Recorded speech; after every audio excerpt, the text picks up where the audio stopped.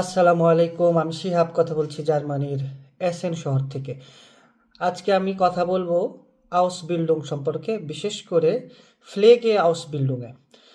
এখন আউসবিল্ডুং কাকে বলে সেটা আপনারা হয়তো অনেকেই জানেন, তারপরেও আমি আবারও রিপিট করছি।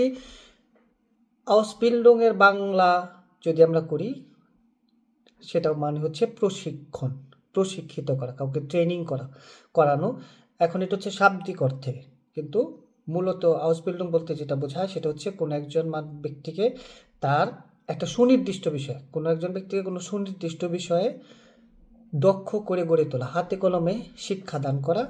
এটা কি বলা হয়? আউসবিল্ডিং। এখানে আউসবিল্ডিং 3 বছরের কোর্স, যেখানে আপনাকে 1.5 বছর স্কুলে, 1.5 বছর আপনাকে স্কুলে এবং 1.5 বছর আপনাকে কোনো একটা কর্মক্ষেত্রে, কোনো একটা কোম্পানিতে বা যেই বিষয়ের উপর আপনি কাজ করবেন সেই রকম কোনো একটা কর্মক্ষেত্রে আপনাকে 1.5 বছর প্রশিক্ষিত করা হবে।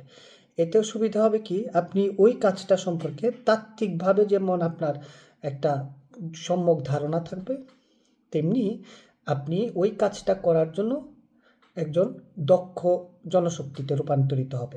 এখানে শুধুমাত্র তাত্ত্বিক বিষয়টার উপর গুরুত্ব দেওয়া হয় না। এখানে তাত্ত্বিক এবং ব্যবহারিক দুইটা বিষয়ের উপরেই সমান গুরুত্ব দেওয়া হয়। এখন এটা ব্যাচেলর যারা করতে চান, এই ব্যাচেলর থেকে এই বিষয়টার সুবিধাটা হচ্ছে, ব্যাচেলরটা যেমন অনেক বেশি কঠিন, অনেক বিষয়, অনেক তাত্ত্বিক বিষয়গুলি নিয়ে আলোচনা করা হয়, শেখানোর চেষ্টা করা হয়। হাউস বিল্ডিং তেমন না। হাউস বিল্ডিং হচ্ছে আপনি ওই কাজটা করার জন্য যে সাধারণ যে জ্ঞানগুলি, এবং এই কাজটা হাতে কলমে করার মাধ্যমে কোনো একটা সুনির্দিষ্ট টাস্ক আপনি করতে পারবেন, এরকমভাবে আপনাকে প্রশিক্ষিত করানো হয়। এখন